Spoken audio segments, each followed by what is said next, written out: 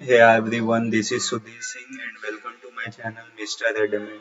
So, as you all know, I have started banking and financial awareness for interview preparation of banking exams. So, I have taken orientation class last week. So, this is first class basics of banking on that topic. So, many of the students message me please take the classes in English language also, so for that purpose, I have recording the classes in two languages, first in Hindi and second in English. So these classes will be in English language only. So let's start with basics of banking. First, when we go to bank, the first thing come to our mind is what is bank.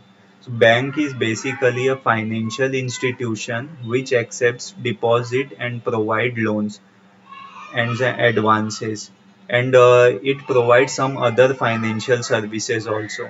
So basically banks provide gives two functions. First is accepting deposit and providing loan, and second function is giving other financial services like locker facility, ATM, credit card, insurance, mutual funds, and bank assurance. Bank assurance means the agreement between bank and insurance companies so that bank can sell the insurance product of the insurance companies. So that agreement is called bank assurance. Next comes types of deposits.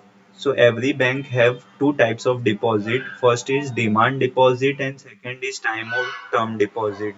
In demand deposit, we have current account deposit and saving account deposit. In time or term deposit, we have recurring deposit and fixed deposit. Now let's see what is the difference between these two deposits. In saving account and current account, we can deposit and withdraw money at any time. But in recurring and fixed deposit, we cannot do that. Withdrawal limit is there in saving account, but in current account, we can do unlimited number of transactions. There is minimum interest in saving account, and current account have no interest. Means on deposited money, we cannot get interest in current account. Low minimum balance required in saving account, but high minimum balance required in current account. So because of this number of transaction and low minimum balance, we can use current account for business transaction or paying bills, and saving account we can use for salary, used as salary accounts. Saving account is suitable for individual persons and current account is suitable for business purpose because of the large number of transactions. Next comes recurring deposit and fixed deposit.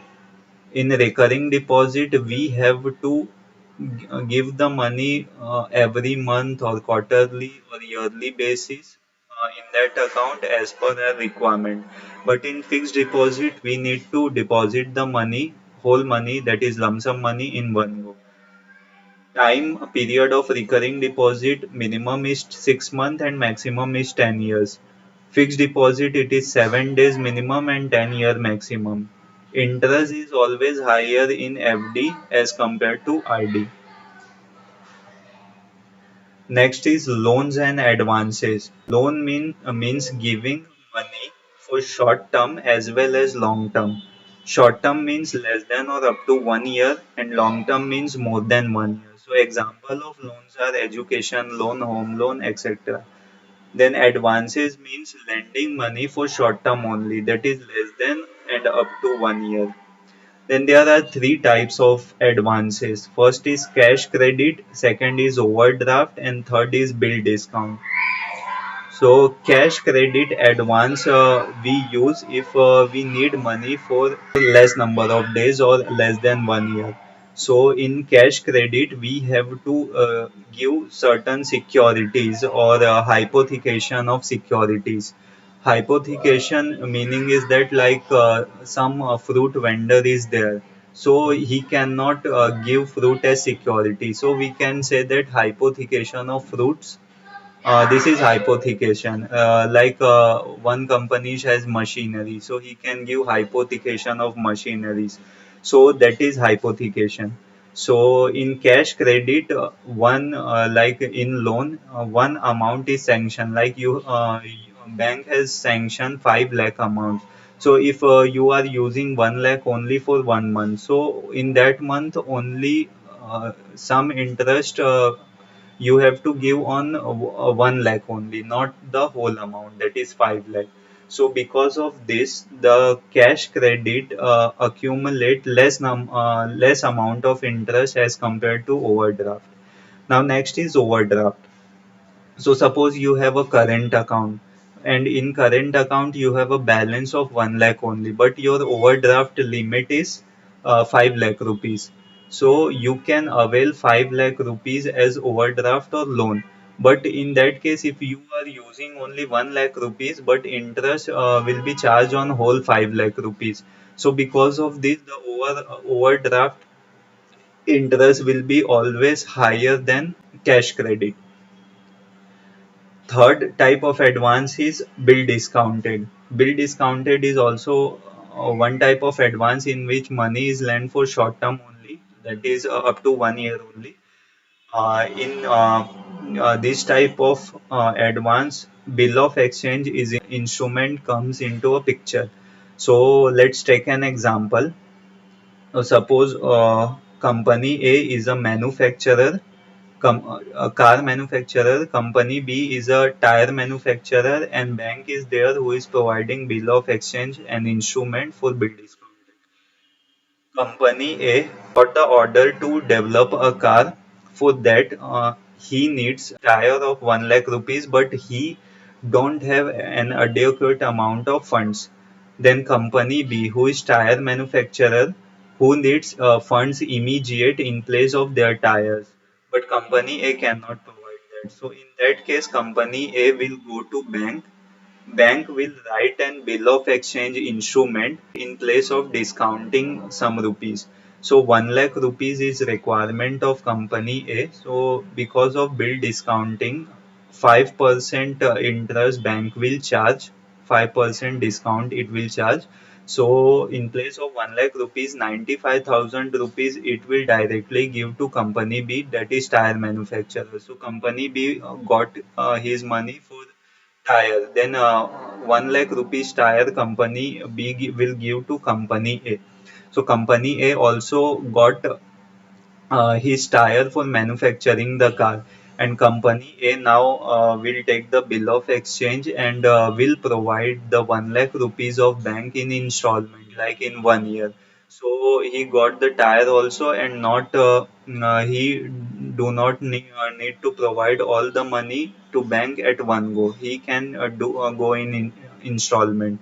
So because of this, company B's business is also running, company A's business is also running, and nobody's business shuts down.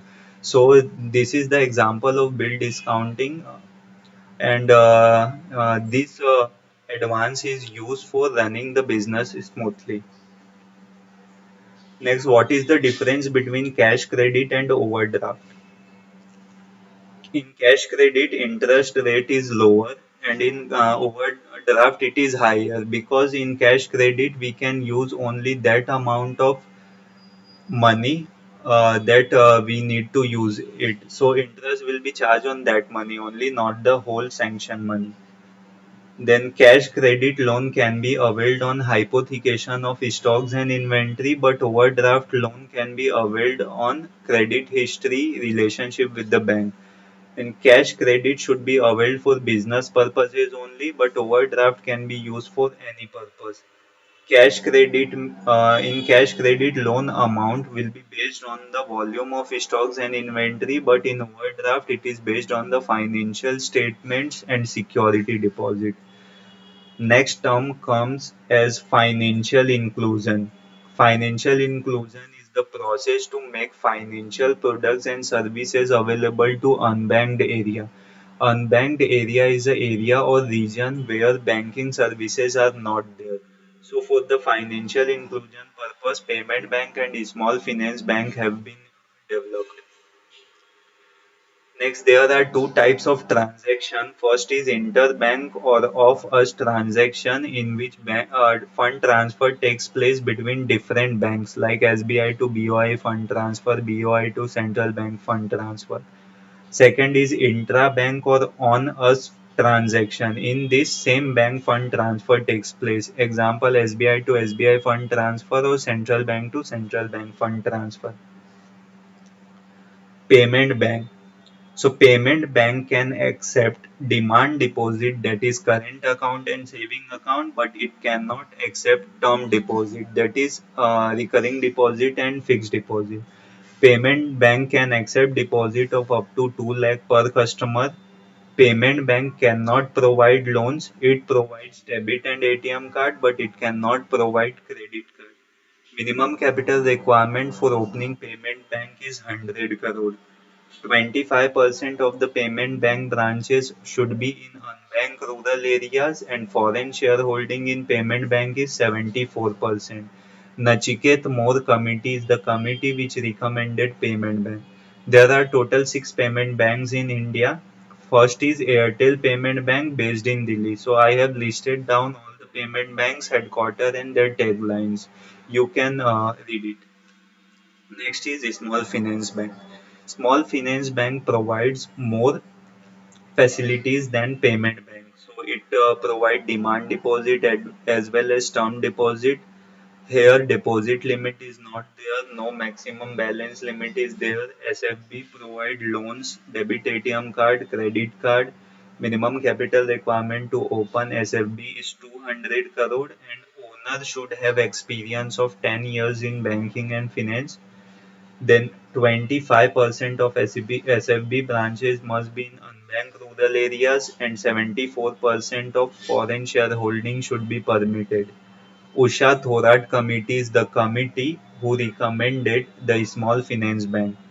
Then Small Finance Bank have to lend their 75% of the money in the priority sector lending.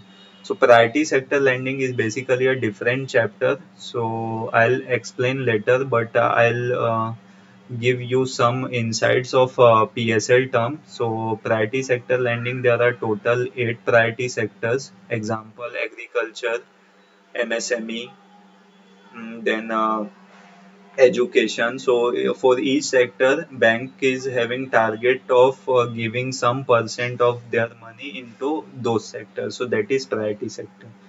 There are total 12 SFBs. First SFB is Capital Finance Small Finance Bank, and 12th SFB is Unity Small Finance Bank. I have listed down all the SFBs and the tagline. You can read it.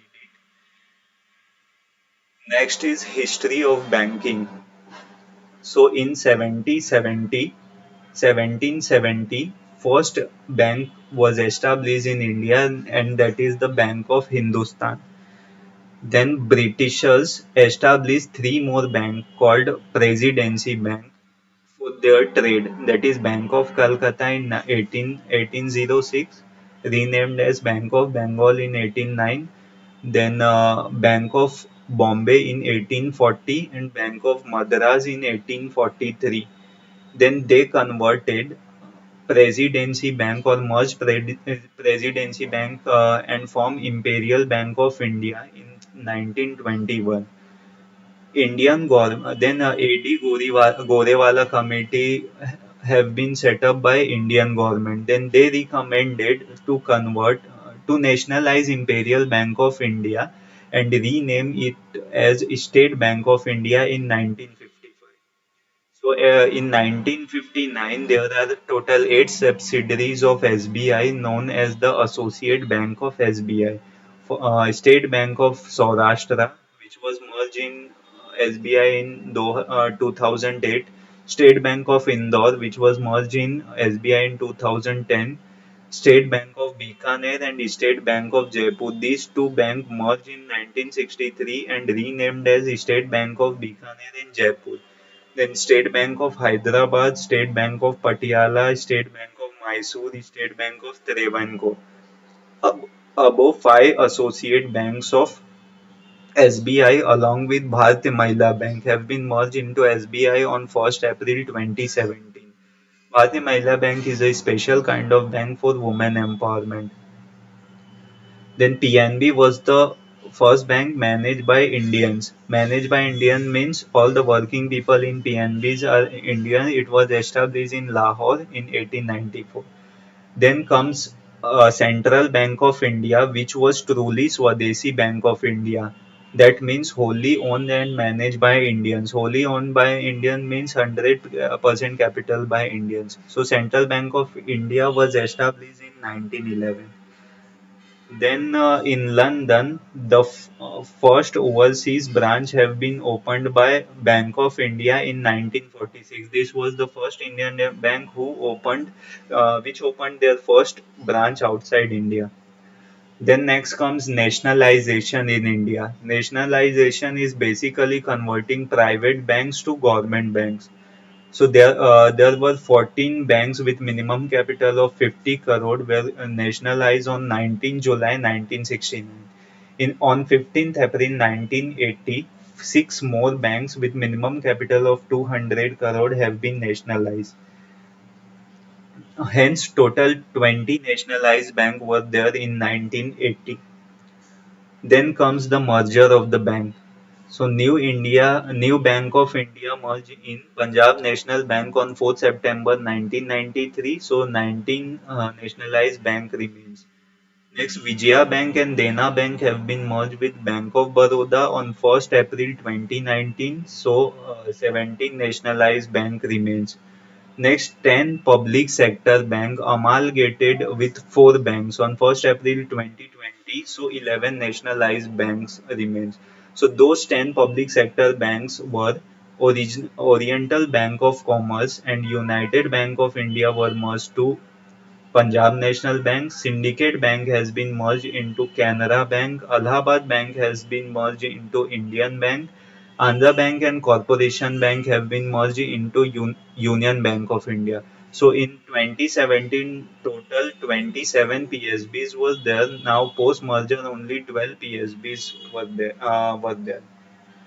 Next is types of bank. So first type of bank is central bank, that is RBI. Second is commercial bank, that third is specialized bank, and fourth is cooperative bank. Scheduled commercial bank. Scheduled commercial banks are those banks which included second schedule of the RBI Act 1934 and which performs the basic functions of banking. Public sector bank, private sector bank, small finance bank, payment bank, and foreign bank are the commercial banks types. Public sector banks. In 2017, total 27 PSBs were there.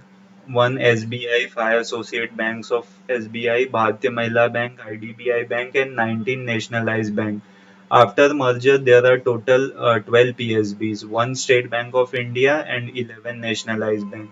So public sector bank meaning the majority of stakes, 50%, 51% or more are of Government of India. Next is the foreign bank. Foreign bank are registered in foreign, headquartered in foreign, and they have opened maximum number of branches in foreign and some branches in India. Example are the Standard Chartered Bank, HSBC Bank, DBS Bank. Next is specialized bank. So specialized banks are those banks which are made for a specific purpose. So first bank is NABARD, National Bank for Agriculture and Rural Development.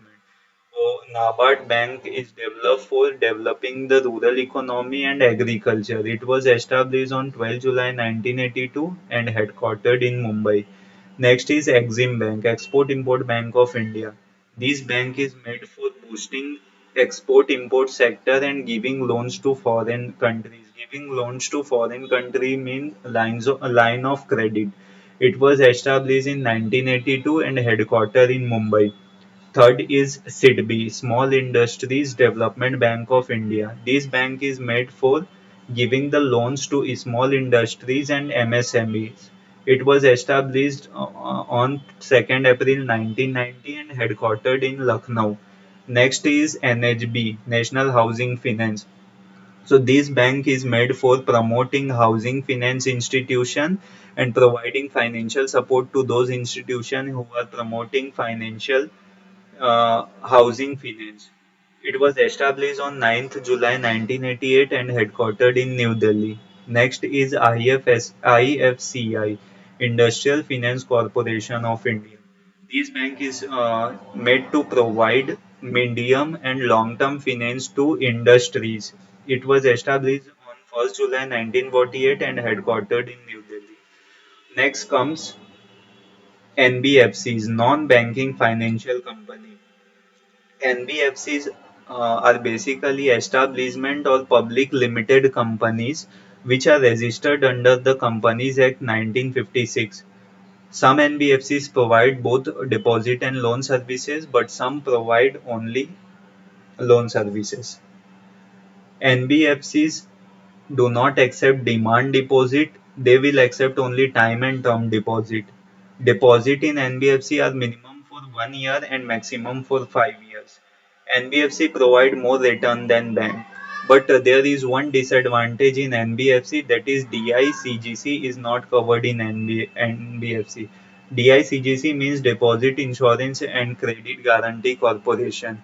So this is a company who provide insurance of 5 lakh rupees on each customer. So if the bank shuts down, then in that case, insurance of 5 lakh rupees is there for every customer. So they can guarantee take 5 lakh rupees. But in case of NBFC, if NBFC shuts down, then no one will receive any money because DICGC does not cover NBFC.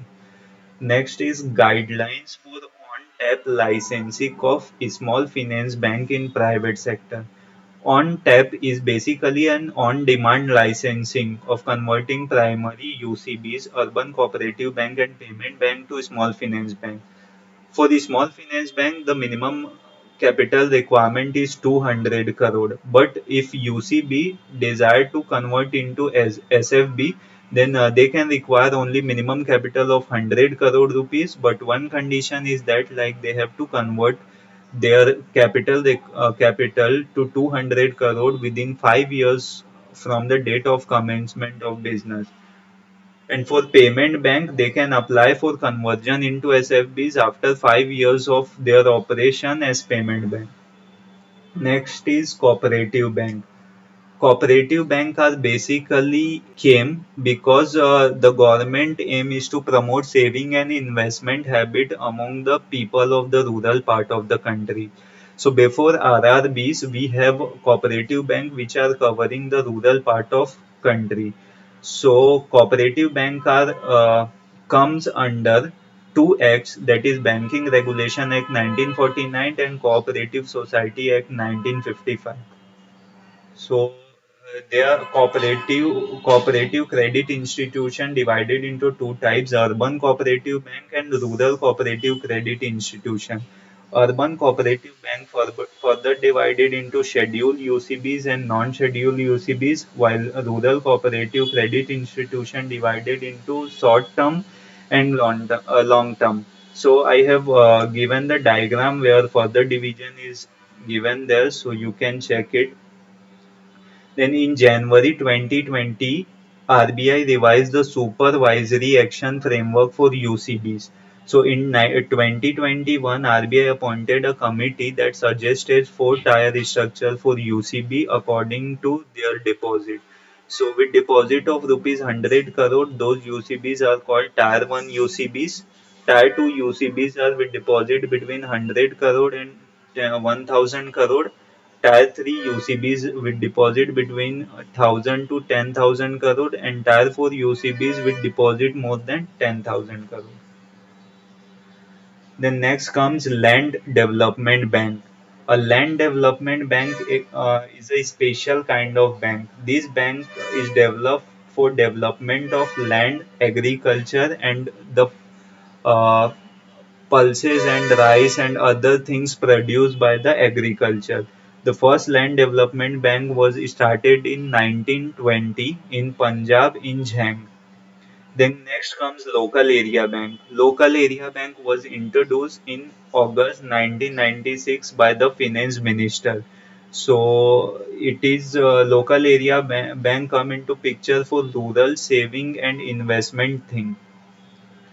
So Coastal Bank was the first rural local area bank which was licensed by RBI in on 27th December 1999, and it started their operation.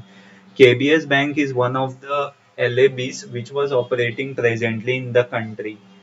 Then Capital Small Finance Bank, before converting on 24th April 2016 to SFB, it was the largest local area bank which was operating from 14th January 2000. Next, let's read more about the payment bank and small finance bank. So you already know payment bank comes under the Act of Companies Act 1956 and licensed under Section 22 of the Banking Regulation Act 1949. It provides ATM card, debit card, but does not issue credit card. Payment bank can act as a business correspondent of another bank. Business correspondent meaning like there is a bank, and in some rural areas bank is not there, so BC is the person who promote the banking services of that bank to the rural areas where bank and ATM services are not available, so those are called as BCs or business correspondent. Then there is a term like CAR, CRR, SLR. These terms will be explained in further chapters, but just remember like they have to maintain those in those percentages. You remember that. So payment bank minimum capital adequacy ratio required for payment bank is 15%. Then they invest maintain CRR also. Then after maintaining CRR and CAR, the remaining funds, 75% of the minimum remaining funds, they have to invest in government securities and treasury bill for maintaining SLR. And maximum 25% of deposit they have to invest in scheduled commercial bank. So these are the requirements of the payment bank. Next is the small finance bank. The Small Finance Bank is registered under the Companies Act 1956 and comes under the Section 22 of the Banking Regulation Act 1949. Then the Small Finance Bank is developed for furthering the financial inclusion like payment bank and RRBs. Then who can start the small finance bank? So any resident individual, professional and Indian citizen, singly or jointly, each having at least 10 years of experience in banking and finance can set up a small finance bank. Then second one is company and societies in private sector who are running their business for a period of 5 years can set up a small finance bank. Third one is NBFCs, microfinance institution, local area bank who are running their business for a period of 5 years can set up a small finance bank. Then primary urban cooperative bank can voluntarily convert into SFBs if their net worth is 100 crore rupees, and they can increase their net worth to 200 crore rupees in next 5 years. So this is the requirement for setting up the small finance bank. Then minimum CAR required to maintain by small finance bank is 15%. Now how much owner can take the stake of small finance bank? So owner can take minimum of 40% stake, which was locked for a period of 5 years in the small finance bank. If they have more than 40%, then they have to bring down their stake to 40% within a period of 5 years. Then they have to brought down maximum of 30% stake in next 10 years, and then 15% stake in next 15 years from the commencement of business as SFB. Now, stock exchange rule. So SFB, once SFB reaches net worth of 500 crore, listing in stock exchange will be mandatory within 3 years. SFB can also list in stock exchange voluntarily if they do not have 500 crore net worth. In that case, they can list voluntarily, but they should comply with the capital market regulator terms and conditions. Then foreign shareholding in SFB will be 74%. Maximum loan size that single person can take is 10% of the capital funds of SFB, and 15% loan size can obligor can take from SFB. And SFB cannot be BC of another bank. However, they can have their BC network. So that is about basics of banking. So I have explained each and every terms of basics of banking, and this PDF I will upload on my website, that is www.mradamant.in, which will I provide in the description of the YouTube video. So if you have any doubt, you can ask me on comment, and I am available on Instagram also, sudhir.singh07. So there also you can ask your doubt, but ask doubt from this basics of banking chapter only. Thank you for watching. Next chapter will be on RBI and its function.